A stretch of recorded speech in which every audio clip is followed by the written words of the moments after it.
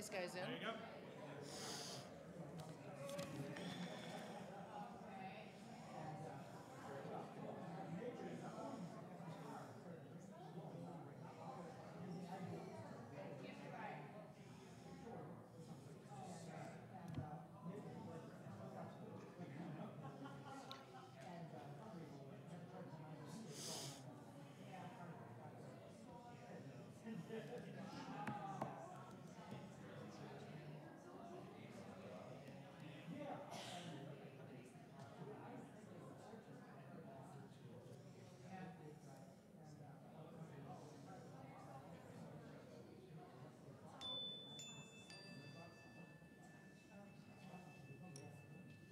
Good morning.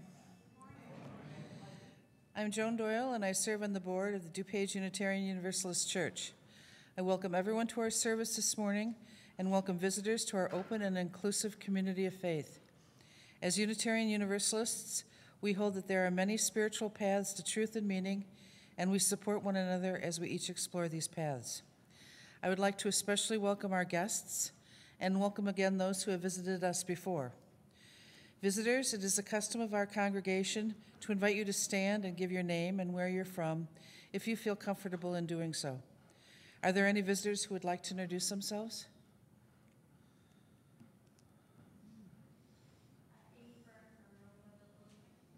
Welcome. Welcome.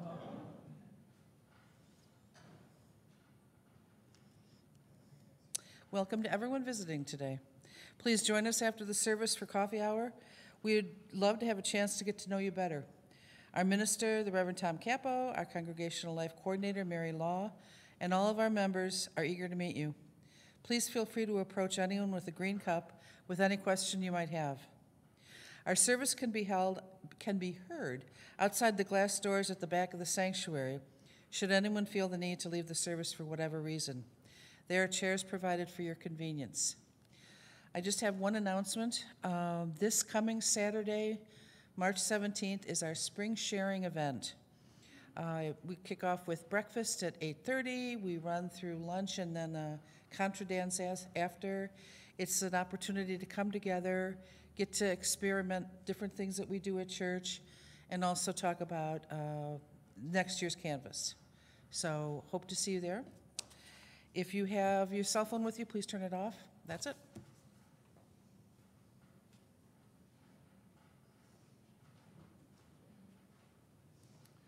Good morning. I have just a very short announcement. We're starting the Outstanding Volunteer nominations for 2018. So if you would look around and you think about all of the people in this church who are volunteering on committees, working up in the AV booth, or stewards who are worship associates, doing coffee, speaking for Science Sundays, Social Justice Forum, volunteers really make a big difference in this congregation. So I would like to ask you to make sure you read the weekly update and the April newsletter. The nominations start this week and go through April, and you will be sending your nomination or handing your nomination to Mary O'Brien Glatz, who is assembling those for the Congregational Life Committee, and then the recipient this year will be announced at our annual meeting. It's a great chance to celebrate a role model who is an inspiration to all of us for volunteering here. Thank you.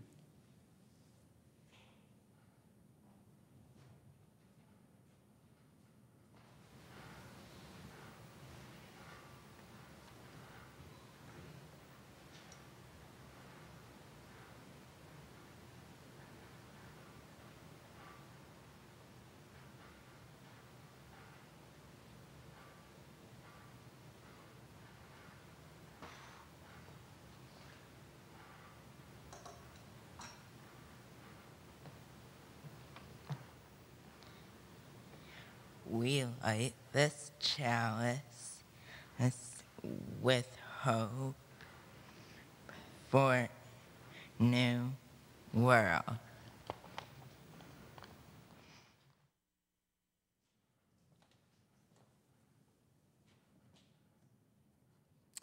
Please rise in body or spirit and join me in saying our unison affirmation, which is printed in your order of service and also to your left. We gather as an inclusive community to grow in character, mind, and spirit, and to transform the world toward fairness, love, and compassion. Please be seated. Well, good morning. It is a lovely morning. Plants are beginning to poke their way out of the ground. It's just spring is coming. It seems to have taken a little bit of time this year, but it's coming. I am Reverend Tom Capo, the minister here at DuPage Unitarian Universalist Church, and this behind me is Gemma Gunther, our ministerial intern. Gemma will be talking about the Me Too movement today and issues of sexual violence against women. Gemma and I are both very aware that this topic may bring up some difficult feelings. In the order of service, we have included a resource list, and we have set up a quiet room for those who might benefit from it. It's the Whitney Young room, which is, if you go into the administrative offices, it's just past the the post box for all the different staff and to the right. And we also have members of the pastoral care team here, and I'll be here after the service as well, available for anyone who might want to talk. Now, I thought about this service today and looked for some words I thought that would be helpful to us in dealing with difficult issues like this. And I found these words by Unitarian Universalist Mike Johnson. Mike wrote, "It is always good to give thanks for life. All that we have is a gift of life. Our food, our relationships, our shelter from the cold. And when we give thanks, it's always good to be mindful of all people and notice those who are suffering and do what we can to ease their suffering and change the causes. So today we give thanks for life even as we explore suffering. We must do both together so our hearts are strong for the journey." Now I'd like to invite you to listen to the testimony of actor and sexual assault survivor Gabrielle Union. Her words provide another frame for our discussion and the Me Too movement. The video is from her appearance on the Steve Harvey Show in December. Let's talk about this book for a minute because, boy, you got really real in this book, opening up about some pretty intense experiences in your life. Yeah. Why'd you want to do that now? You know what? Because so many people are suffering in silence about a number of different things. And we all feel like we're on an island by ourselves, like we're screaming into a hurricane, and no one is hearing us. Nobody is reaching out saying, "I got you, I see you."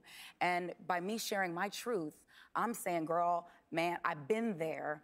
I got you, I see you, and I'm gonna show you how I got to the other side, whole and healthy and happy. Yeah. Give me an example of something that you want a reader to take away, something in this book that some people might be able to relate to. There's, with what's everything that's happening right now, dealing with sexual assault, sexual harassment, sexual violence. You know, I talk about in the book being raped at gunpoint, right? But what we're seeing a lot right now is a lot of victim blaming and shaming. And for that very reason, more and more people are gonna stay silent when they see the public reaction. Absolutely. So by me sharing my story and my testimony, and by saying, even though I was raped at gunpoint at work, I had a tunic on and leggings, people still ask me what I had on. You know what? Is that crazy? It's insane, and that's what drives people further and further, deeper underground, and into suffering in silence. And I say no more. We have to stop the victim blaming, stop the victim shaming, and really put the onus of sexual violence on the perpetrator, not on the victim. And I've had enough, and I've put it in the book. Yeah, because, you know, I was watching this thing on TV, not to mention who they were talking about. Of course, everybody knows. And a lady went into a basement with the guy because he told her to come down. And then, you know what some people say? Well, why did you go in the basement? It was at a party, it was in a public building, and he was giving her a tour. And now people want to know, why did you go downstairs? He was giving her a tour of a building in public. You go downstairs. And I always have to say, no one asks to be raped. No one has it coming. You know what I mean? Rape can happen to anyone, anywhere, at any time. It doesn't matter what you have on. It doesn't matter the decisions that you make. I hear from people, especially through this book tour, as I'm getting to see people, I had a snowsuit on. I was 8. I was coming from my job at the hospital in scrubs. Right. I was 57. This is, you can't, it's happening in our communities, in our churches, on the streets. In every community. You can't price your way out of it, which is what my dad thought. I'm gonna move my kids out to this good suburb. I've raised nice, good girls, and I was still raped. It can happen to anyone at any time, anywhere. And I just wanna share that as much as I can and let people know you are not alone, it is not your fault, and you didn't ask for it. Wow.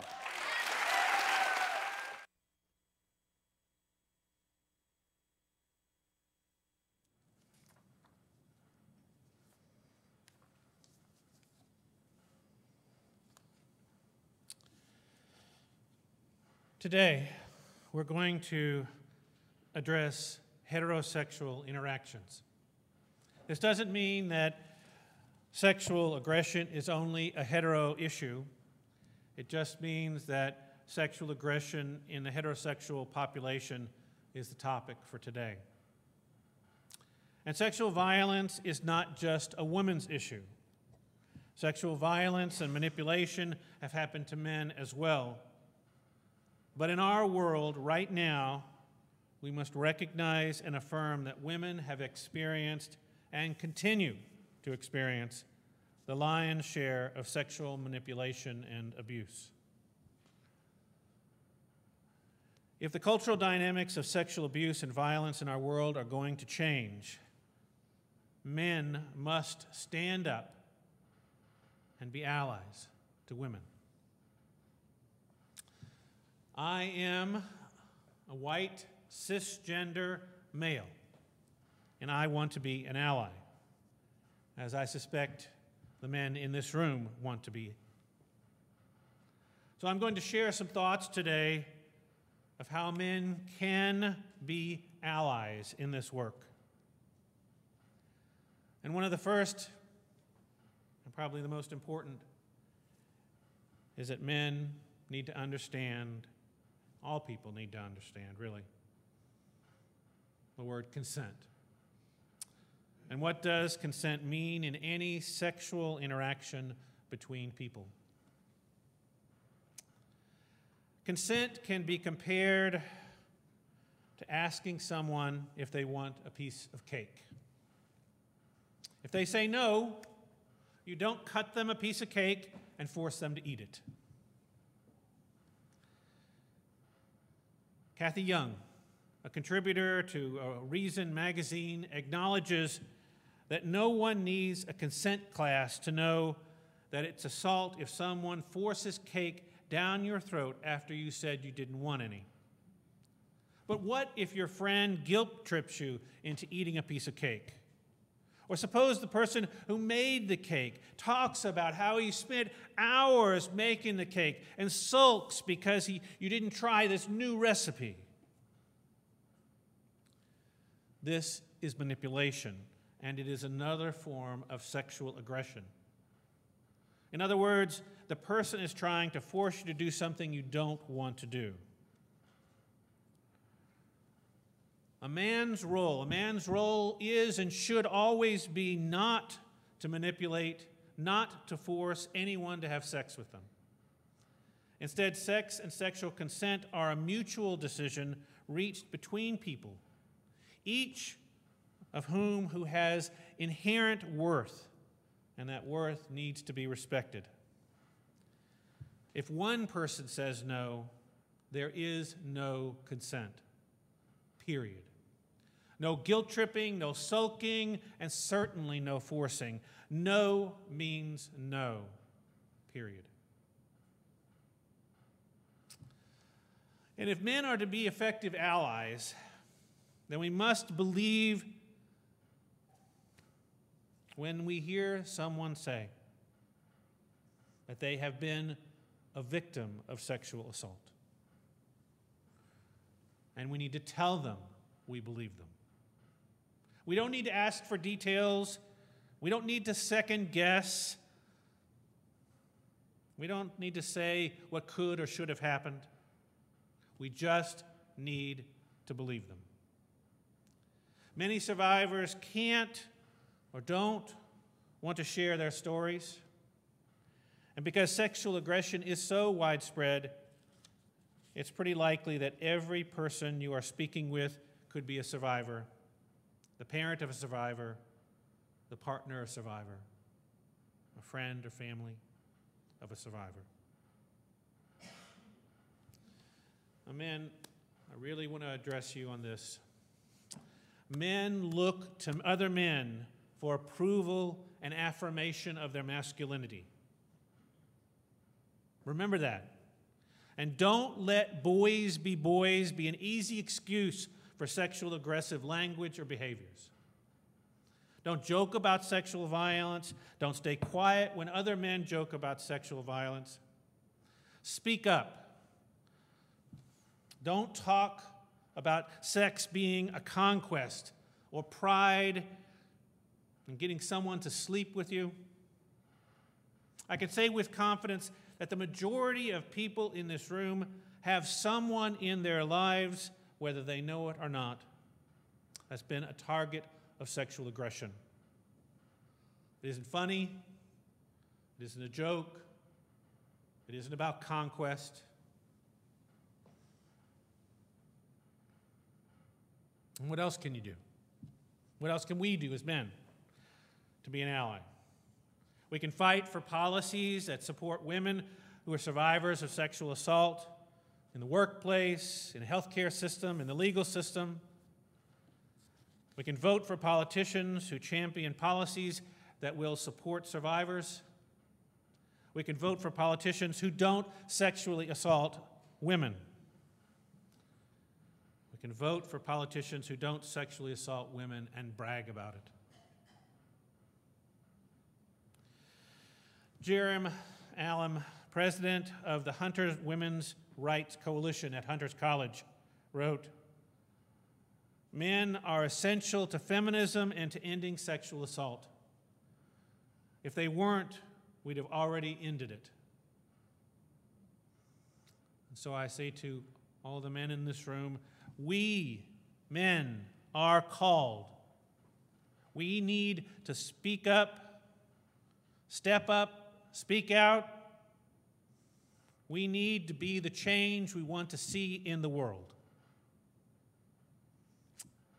And with that, I say amen. And now I invite you to stand in body or spirit, and let's sing 2 verses of hymn number 95, "There is More Love Somewhere."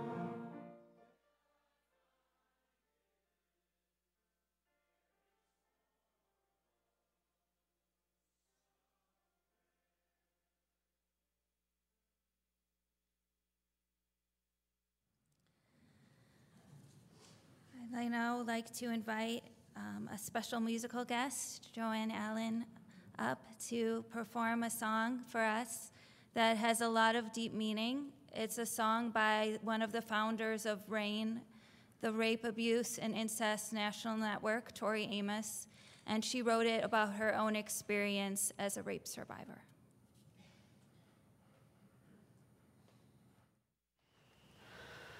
"5 a.m. Friday morning, Thursday night, far from sleep. I'm still up and driving, can't go home, obviously. So I'll just change direction, 'cause they'll soon know where I live. And I wanna live. Got a full tank and some chips.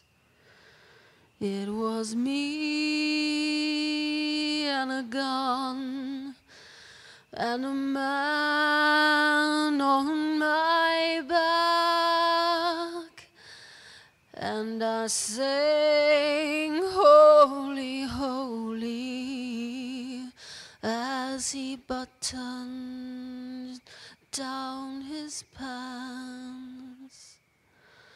You can laugh, it's kind of funny, the things you think in times like these. Like I haven't seen Barbados, so I must get out of this.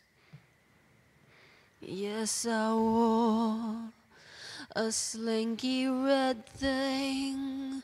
Does that mean I should spread for you, your friends, your father, Mr. Ed? It was me and a gun and a man on my back, but I haven't seen Barbados, so I must get out of this. And I know what this means. Me and Jesus a few years back used to hang, and he said, "It's your choice, babe. Just remember, I don't think you'll be back in 3 days' time. So you choose well. Tell me what's right. Is it my right to be on my stomach, a Fred Seville? Me and a gun and a man on my back, but I haven't seen Barbados, so I must get out of this. And do you know Carolina, where the biscuits are soft and sweet? These things go through your head when there's a man on your back and you're pushed flat on your stomach. It's not a classic Cadillac. Me and a gun and a man on my back,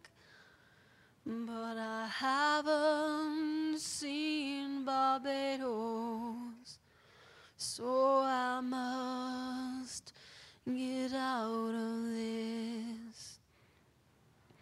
I haven't seen Barbados, so I must get out of this.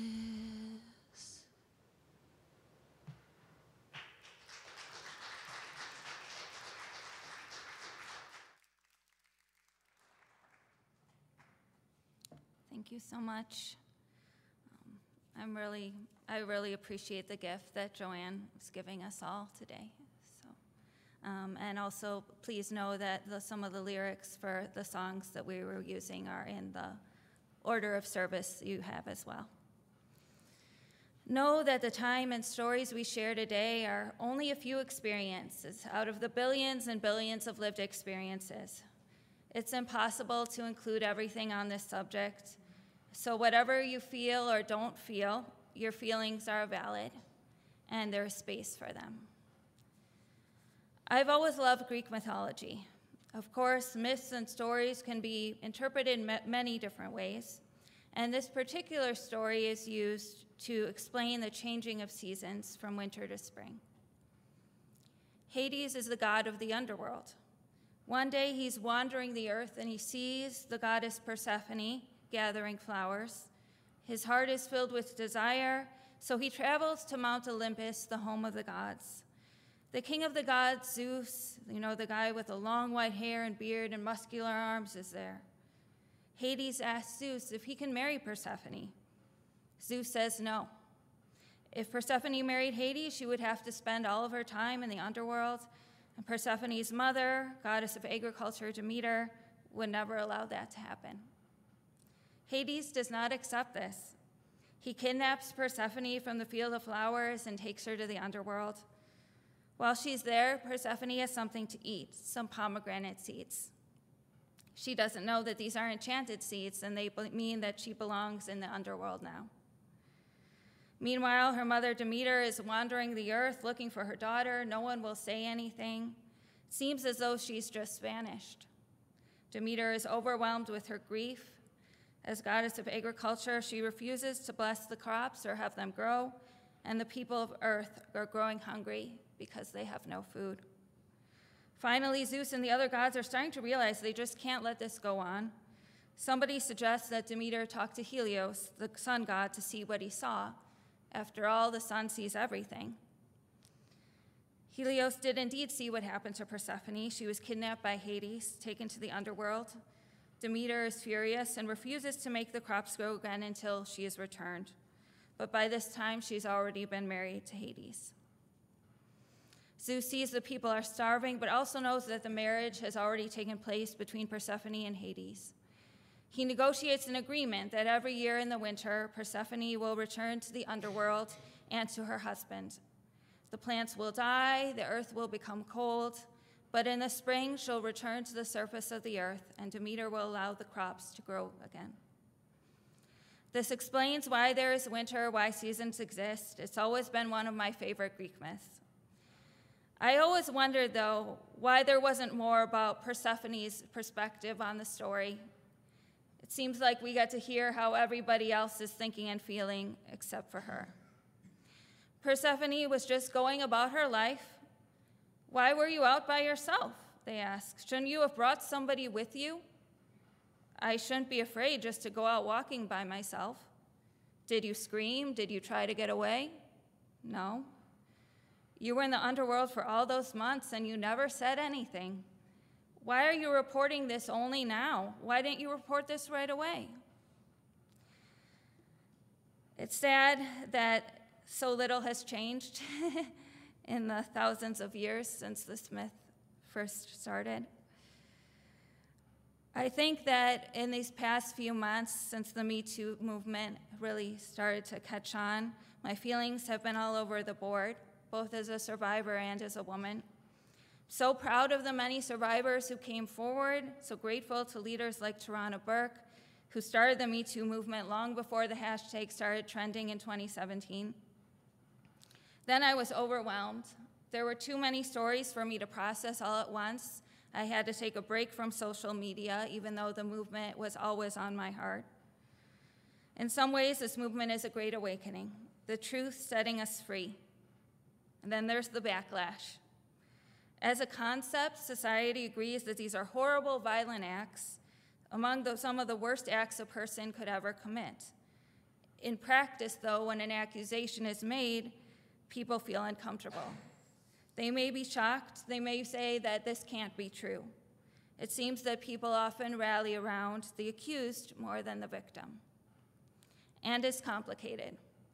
When I think about different movies, it seems like a rapist or child abuser is often portrayed as transparently sinister. I'm like, yeah, I won't go within 10 miles of that person.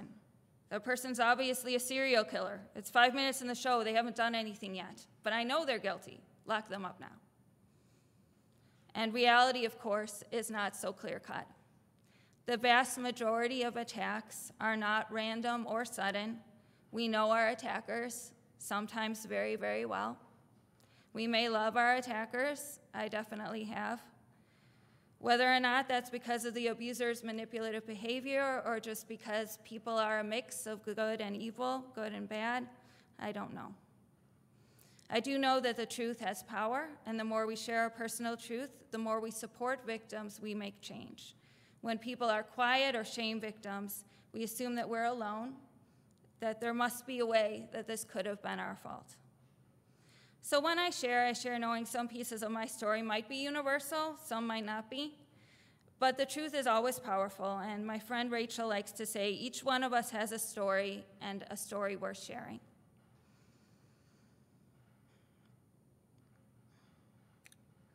The truth is, it's always dangerous to be a female.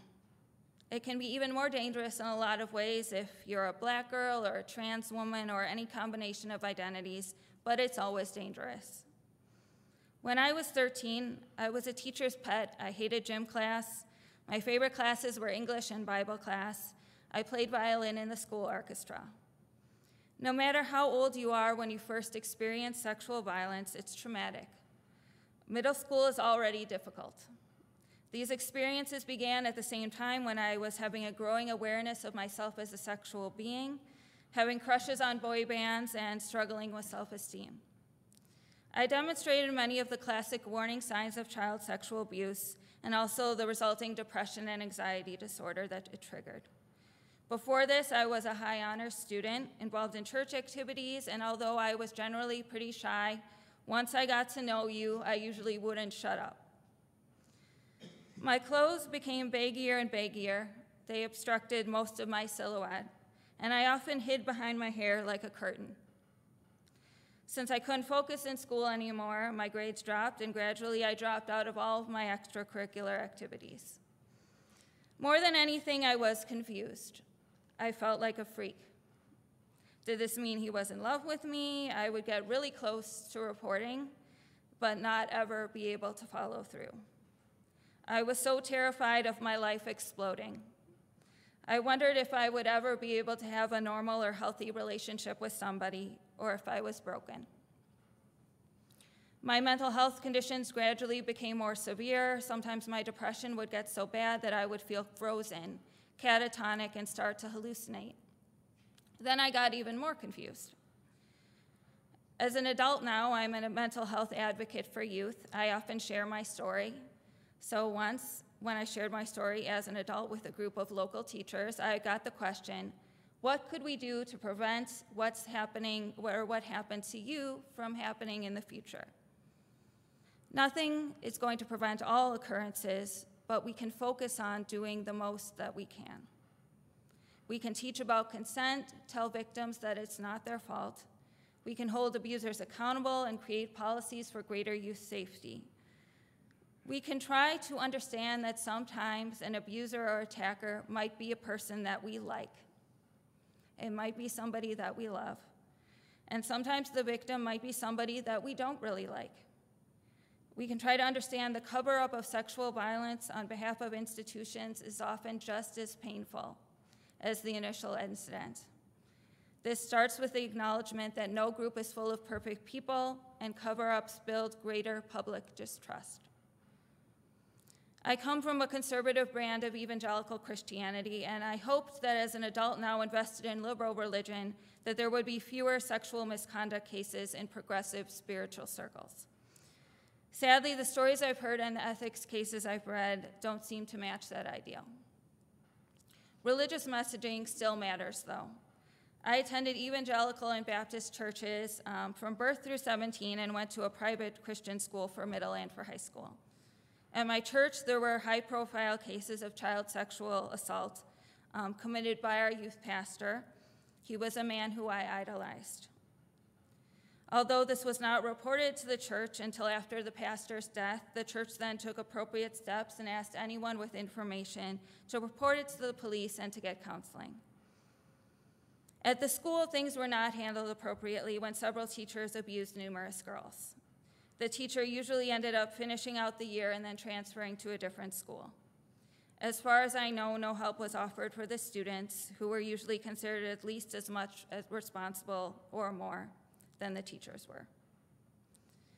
In conservative religion, there was a constant emphasis on virginity and saving yourself for marriage, and I can't tell you how hypocritical that's felt. While it's not equivalent by any means, I do sometimes feel like progressives talk about sexuality or losing your virginity like it's always fun or always a positive experience. And if you're in a group of more than a handful of people, one of those people is a survivor, perhaps a child sexual assault survivor. And I think it's important to also remember that. So those are my truths, and I tell my stories for two reasons. One, because I'm able to. As difficult as this was to think about, I could do it. Every time someone shares their story, they let others know that they are not alone, and it's not your fault. One of the critiques of the Me Too movement of many social movements is that they have not centered the voices of the oppressed, and that is true. So as a person with a lot of privilege and social power, what can I do? If I have power, if I am a leader, then it's my responsibility to use that power to create space. I know that I have the resources and the support to tell my story, and also that if there's heat or blowback, I can take it. Whereas some others might not be able to, at least not at the moment. When we make clear through our sharing that sexual assault is ubiquitous, hopefully it will make a space for others to begin to share their stories as well. And when they do, we can support them and amplify their voices. I can also remember how none of this was easy. It's not a competition for who's had the worst life ever. That's a competition I definitely would not want to win and could not win. I do need to remember, though, how my story might have been even more difficult if, let's say, I had to deal with racism or transphobia in addition to sexism. How does this affect things like one's access to medical care or finding a counselor? These types of violence are only one part of our life stories. Yet dominant culture often still tells us to deal with it, to move on. So many people have stories that are still buried inside. So where is the hope in these horrific stories? It feels like terrible things have happened, continue to happen, and there's no end in sight. The hope is here. It's inside each one of us, witnessing to one another. When I share my story in schools, I like to start out by saying that my story has some difficult parts in it, but it's ultimately a story of hope. So why? Because at that time, I truly did feel hopeless. I thought, this is it. Now I'm in a much better place. I am in a loving and respectful relationship with my husband. Of course, I have a lot of other great things in my life. I have my cute dachshund named Frankenstein, who I love very much. I'm drawing and doing my artwork more than I ever did before, and so many other wonderful things have happened since then. The same can happen for you or for anyone. If you can, just take a second right now and put a hand on your belly. Are you breathing? Good.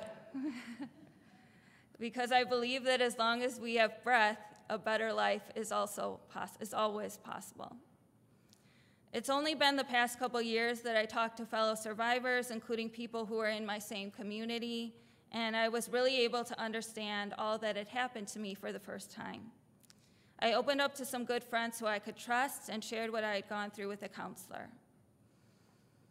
I still have bad days, but on those bad days, I rest or create art. I often listen to music, particularly songs that have a special or a deeper meaning for me.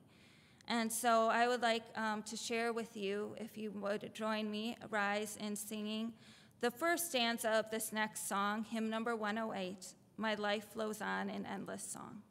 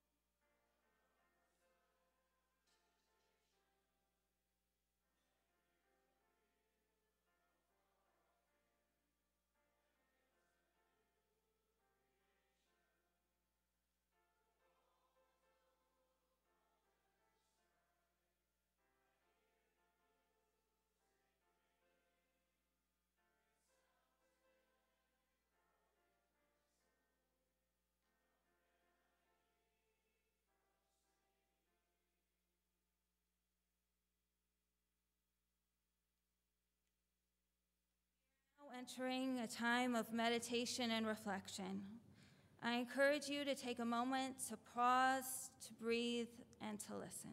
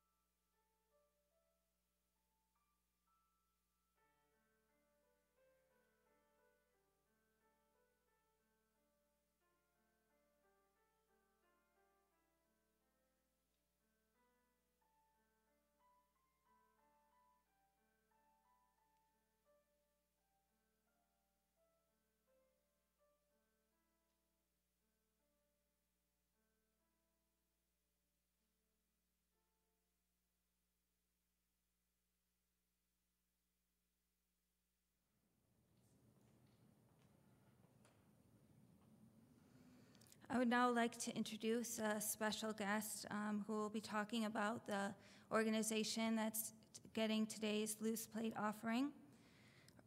His name is Mr. Mitchell, and he's from Samara Care Counseling. And he's going to share a little bit about the importance of counseling in his organization. Well, it's good to be here with you this morning, and I'd like to first just say thank you to you, the members of DuPage Unitarian Universalist Church, for your many years of supporting SamaraCare through financial donations. Your donations go directly to our fee subsidy service program, which we call our Access program, which enables people who would not otherwise be able to afford professional counseling to receive that counseling help through that fee-subsidized program. Thank you on behalf of the young adolescent girl who is feeling very, very low in self-esteem, inadequate, as a result of pressures at school and home and severe bullying. She found a counselor at SamaraCare who listened to her, who understood her, and helped her to find strength again.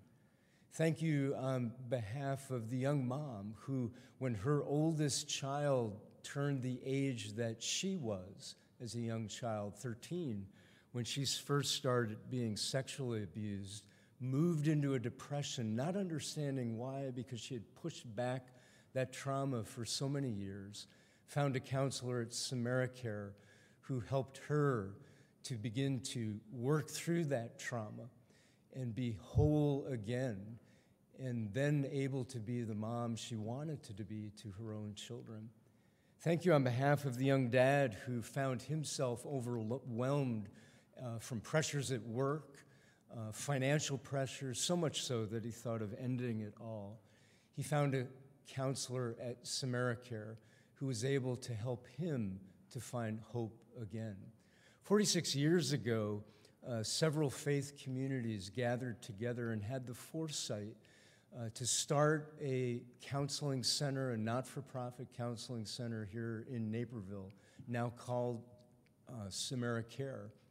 The goal was to provide professional counseling help, quality counseling help, to all people that would value the role of spirituality and healing, and that would not turn people away because of inability to pay.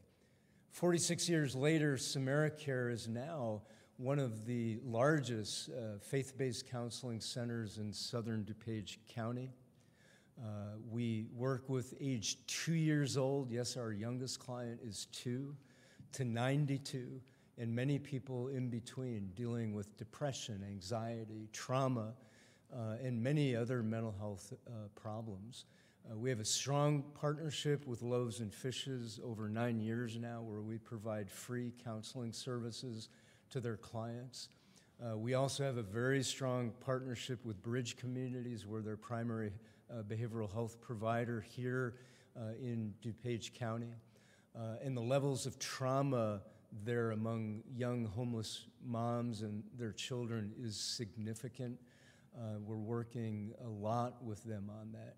12 years ago, when we built our own facility, we knew that the tenant who we leased this space from us and made the finances work, we knew someday we would expand it into that space, and we're going to do that this year because of the need, and we're dedicating that space to working exclusively with children and adolescents.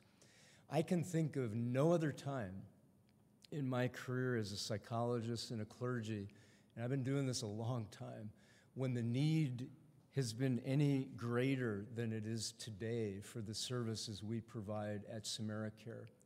The second leading cause of death in the United States among adolescents and young adults today is suicide. I'm going to say that again. The second leading cause of death, it's staggering, among young adolescents and young adults is suicide. The suicide rate among young girls between 2009 and present has tripled, and I think as a result of some of what we've been hearing this morning. The rates of depression and anxiety in our country across age groups is risen significantly.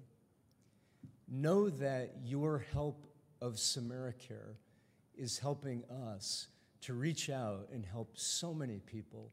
And on behalf of the 1,500 people we serve every year and the some 600 plus new cases we serve every year, I say thank you on their behalf. We'll be out at a table after the service if you want to learn more about us. And the other thing I wanted to lift up is at our table, there's a bookmark like this. We want you to pick up one or more, and we want you to give it away. It has helplines for suicide on here, and it has recommended ways to talk with people who might be thinking of suicide. Thanks again for having me this morning.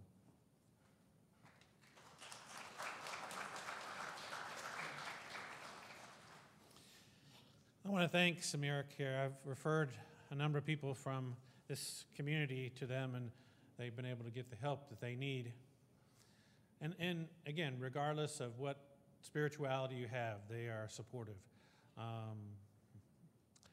If you want to give this morning, we'll take it in the loose plate collection. You can give cash, but if you want to give a check, please write DuPage Unitarian Universalist Church in the line, for who it's going to, and then in the memo line put SamariCare. Thank you. Please give generously.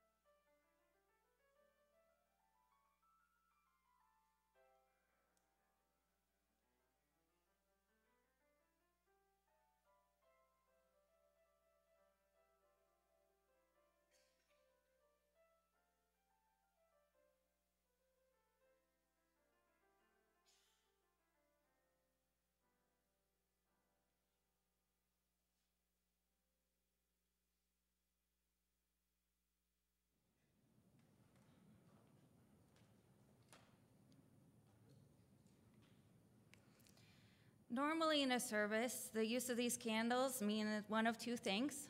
It's either Christmas Eve service or it's a vigil, but not today. You should have gotten one as you came in, but if you did not, please raise your hand and one of the ushers will get one for you. This light symbolizes our support of and our bearing witness to justice for all survivors of sexual assault and harassment. It is for those of us in this room, those we are holding in our hearts, and particularly for those who never received justice. In a moment, Rev Tom and I are going to light our candles and then give a light to the person at the end of each row. Please tip the unlit candle to meet the lit candle.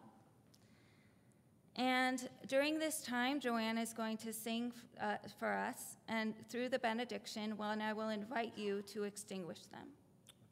That's right, like this. Like this, yes.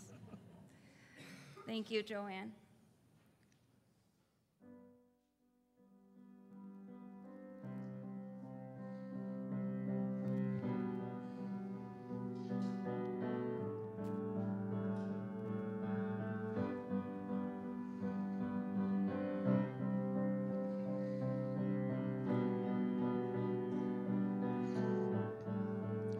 Skies are crying, I am watching, catching teardrops in my hands.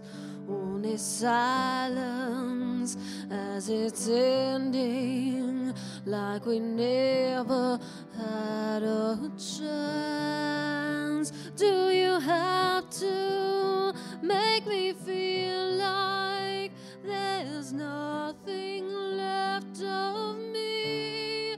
You can take everything I have.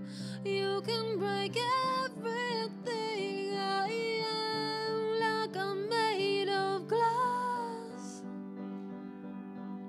like I'm made of paper. And go on and try to tear me down. I will be rising from the ground like a skyscraper, like a skyscraper.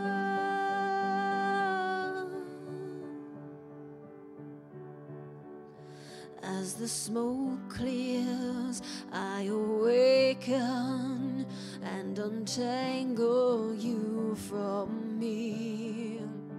Would it make you feel better to watch me while I bleed? All my windows still are broken, but I'm standing on my feet. You can take everything I have.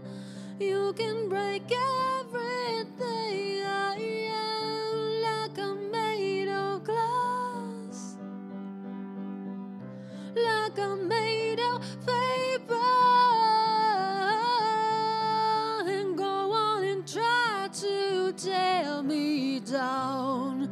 I will be rising from the ground like a skyscraper, like a skyscraper.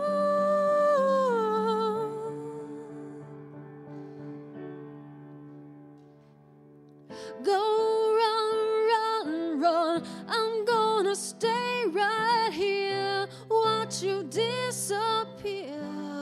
Yeah, go run, run, run. Yeah, it's a long way down, but I'm closer to the clouds up here. You can take everything I have. You can break everything I am, like I'm made of glass, like I'm made of paper. And go on and try to tear me down. I will be rising from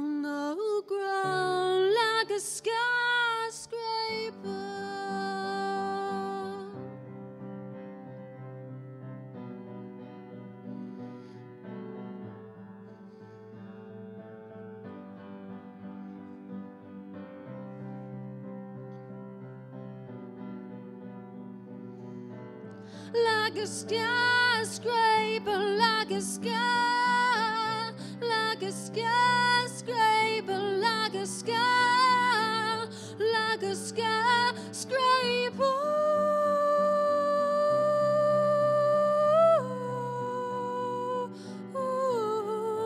Like a skyscraper.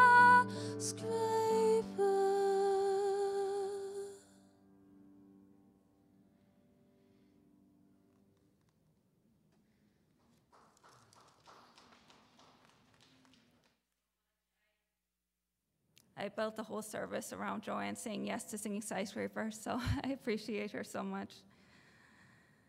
Although we now extinguish our candles, we carry the commitment to compassion and justice for survivors of sexual violence always. Thank you for being here and for opening your hearts to this message. So let's go forth in hope, and as you are able, please greet one another with kindness and love. Thank you.